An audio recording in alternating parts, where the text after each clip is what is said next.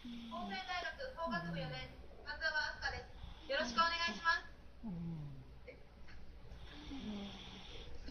では次の方。はい。上智大学近代学部4年、清水靖子です。よろしくお願いします。はい。次の方。青山学院大学理工学部4年、滝口直です。よろしくお願いします。はい。次の方。はい。明治大学小学部4年、小林あずきです。よろしくお願いします。では次の方。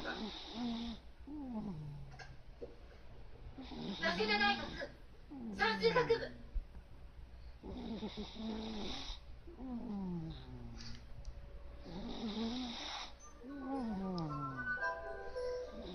最近の前は女の子。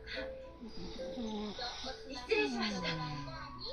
理工学部4年、鏡靖子です。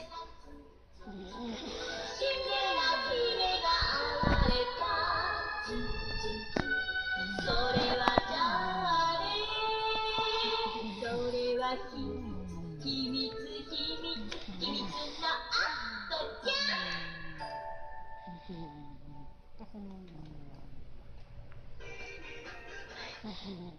こんばんは、綾瀬はるかです。2週連続ラブコメ祭り。今夜は映画「秘密の赤ちゃん」を放送しま